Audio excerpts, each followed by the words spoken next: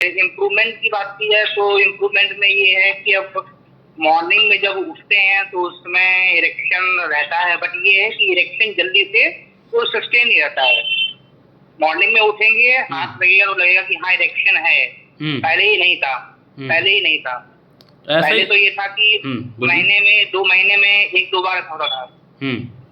अब ये है कि मॉर्निंग में उठता हूँ तो टॉयलेट लगती है तो उसमें इरेक्शन रहता है, पर इरेक्शन सस्टेन नहीं रह पाता है। नहीं, मॉर्निंग में नींद से उठने के बाद कुछ देर तक ही रहता है इरेक्शन, ठीक है। फिर भी आप बोल रहे हैं कि टॉयलेट करते हैं जब है तो तब भी आपको इरेक्शन रहता है, तो मतलब ठीक है, ठीक है, अच्छा इम्प्रूवमेंट हुआ है। बाकी एस्पेक्ट में इम्प्रूवमेंट हुआ है आपको? ये मॉर्निंग इरेक्शन में आपको इम्प्रूवमेंट हो गया, बाकी लिबिडो बोल लीजिए, इच्छा बोल लीजिए, या फिर मानसिक और कोई कंडीशन के भीतर आपको इम्प्रूवमेंट आपको फील हुआ है?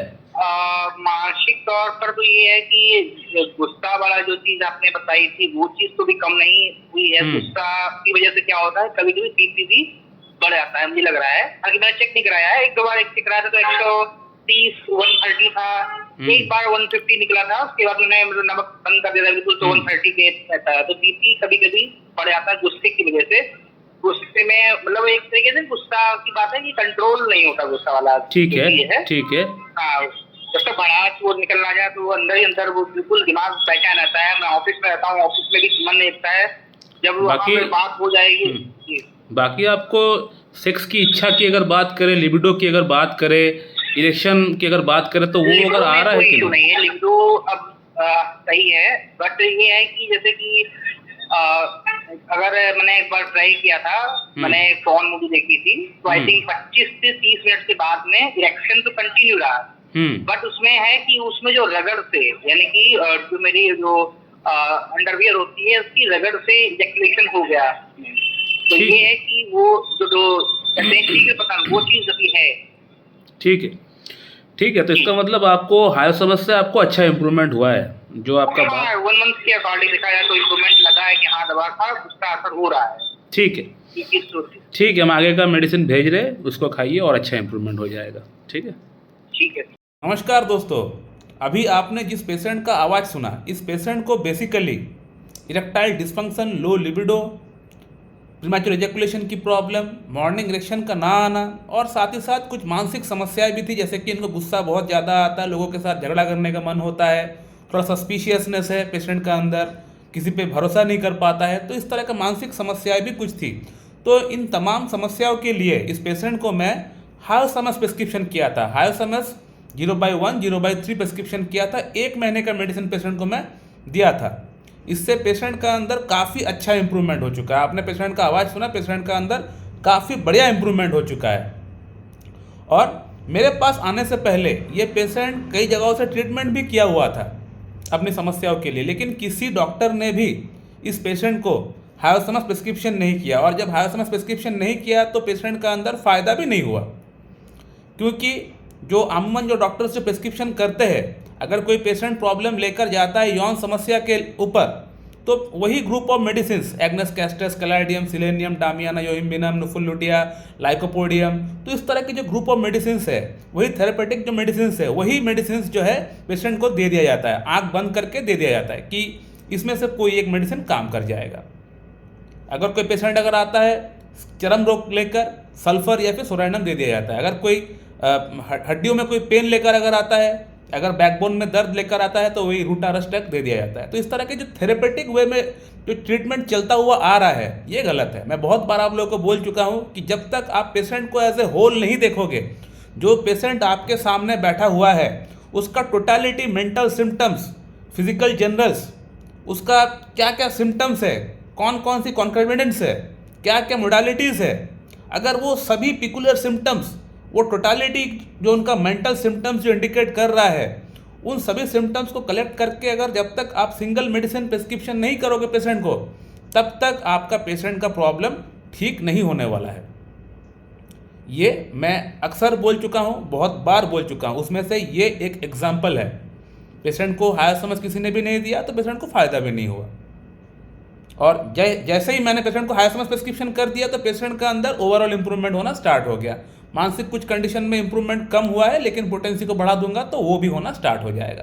तो इसीलिए मैं कहता हूँ कि होम्योपैथी में अगर आपको प्रिस्क्रिप्शन करना है, अगर आप डॉक्टर है, अगर आप स्टूडेंट है, तो हमेशा आप प्रयास करिएगा पेशेंट का टोटालिटी का ऊपर बेस करके सिंगल मेडिसिन ही आपको प्रिस्क्रिप्शन करना है अपने पेशेंट के लिए। और अगर आप एक पेशेंट है तो आपका भी रिस्पॉन्सिबिलिटी होता है कि जिस भी डॉक्टर के पास आप गए हैं, अगर वो डॉक्टर आपका ढंग से केस टेकिंग नहीं किया है, कोई क्वेश्चन नहीं पूछा है आपको, सिर्फ आपने बताया कि आपको ये फलाना प्रॉब्लम है और मेडिसिन लिखना स्टार्ट कर दिए, मेडिसिन बनाना स्टार्ट कर दिए, 10, 15, 20 मेडिसिन आपको एक समय में एक एक दिन में अगर आपको लेने के लिए बोल रहा है, तो आप समझ जाइए कि वो डॉक्टर झोला छाप है, उनका मेडिसिन आपको नहीं खाना है। तुरंत उनको मुंह पे बोल दीजिए कि आपका मेडिसिन हम नहीं खाएंगे और वहाँ से उठकर आ जाइए, वो डॉक्टर जेन्युइन नहीं है। तो जिस डॉक्टर के पास जाएंगे वो डॉक्टर आपको क्वेश्चन करेगा, जो डिजीज़ है उसके रिगार्डिंग कुछ क्वेश्चन करेगा, जो डिजीज़ नहीं है उसको छोड़कर भी कुछ अलग क्वेश्चन करेगा। तो वो सब क्वेश्चन का आंसर आप देंगे, देने के बाद जो दवा का सिलेक्शन होगा उसमें हार्डली 1 या 2 दवा आपको डॉक्टर साहब दे सकता है। उसमें से एक बड़ा रेमेडी होगा, एक छोटा रेमेडी या 2 छोटा रेमेडी हो सकता है। छोटा रेमेडी का आप कैसे पता करेंगे कि मदर टिंचर अगर फॉर्म में कोई मेडिसिन अगर दे रहा है, एक बड़ी रेमेडी अगर आपको मिल गया है तो समझ जाइए कि हाँ ठीक है। उसके साथ अगर कोई मदर टिंचर दिया है या कोई छोटी 3x 6x में अगर आपको कोई टैबलेट दिया गया है, रिलेटिव कोई ड्रग दिया गया है, तो समझ जाइए कि हाँ ये ठीक है। एक मेन मेडिसिन लाइकोपोडियम दे दिया, उसके साथ हो सकता है आपको कोई और मेडिसिन मदर टिंचर में दे दिया, हो सकता है आपको हाइड्रोस्टिस पेट की प्रॉब्लम है तो आपको हाइड्रोस्टिस आपको दे दिया, आपको पेट साफ नहीं होता तो चलो हाइड्रोस्टिस आपको लिख दिए, ठीक है आप लीजिए, कोई दिक्कत परेशानी नहीं है, इस तरह का चल सकता है प्रिस्क्रिप्शन। लेकिन 8, 10, 15 मेडिसिन लाइकोपोडियम के साथ सल्फर दे दिए, सल्फर के साथ फिर फास्फोरस दे दिए, फास्फोरस के साथ फिर ग्राफाइटिस दे दिए, इस तरह का प्रिस्क्रिप्शन नहीं चलने वाला, ये काम नहीं करेगा। तो आपका भी रिस्पॉन्सिबिलिटी होता है, आपको भी देखना पड़ेगा कि जिस डॉक्टर के पास हम गए हैं वो डॉक्टर आखिरकार किस तरह का प्रिस्क्रिप्शन कर रहा है, वो क्वेश्चन आंसर आपसे किए हैं कि नहीं, क्रॉस क्वेश्चन आपको किए हैं कि नहीं, ये आपका रिस्पॉन्सिबिलिटी होता है देखने के लिए। और इस पेशेंट की अगर बात करें कि इस पेशेंट को क्यों मैं हाल समय प्रिस्क्रिप्शन किया हूँ, तो इस पेशेंट का अंदर बेसिकली सस्पिशियसनेस बहुत ज़्यादा है, किसी को भी ट्रस्ट नहीं कर पाता है, अपना बॉस को, अपना वाइफ को, अपना घर वाले को, किसी को भी ये ट्रस्ट नहीं करता जल्दी। सस्पिशियस, हमेशा मन में एक डर लगा हुआ रहता है, लगता है कि कहीं ना कहीं ये मुझे धोखा देने वाला है, तो ये डर, सस्पिशियसनेस हमेशा लगता है इनको, ये एक कारण हो गया।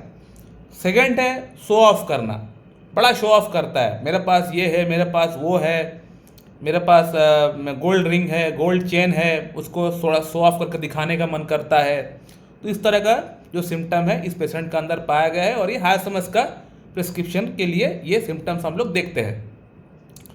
थर्ड सिम्टम की अगर बात करें, पेशेंट को झगड़ा करने का मन होता है, यानी छोटी सी अगर बात है, कोई अगर सामने वाला कुछ कर दिया तो उसको छोटी सी बात को हम लोग ऐसे भी उसको हम लोग टैकल कर सकते हैं, लेकिन इसका जो पेशेंट है वो उस बात को बढ़ा चढ़ा कर दिखाएगा और उससे झगड़ा करेगा, इसको झगड़ा करने का मन करता है, हमेशा क्विरलसम, यानी इसका जो माइंड है वो हमेशा झगड़ा करने का इसको अच्छा लगता है। यानी कोई बंदा अगर किसी को, इसको अगर कुछ अगर बोल दे, छोटी सी बात कुछ इसको अगर हर्ट हो जाए तो वो इसको बदला लेके छोड़ता है, यानी उसके साथ ये झगड़ा करेगा ही करेगा।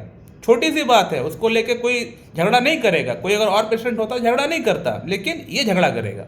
तो मेरा ये पेशेंट का अंदर भी ये सिम्टम्स पाया गया है। इसके अलावा लैसिवियसनेस, यानी हर एक महिला के प्रति एक आकर्षकता जो होती है, नॉर्मल आकर्षकता अलग होती है, एक एबनॉर्मल आकर्षकता अलग होती है।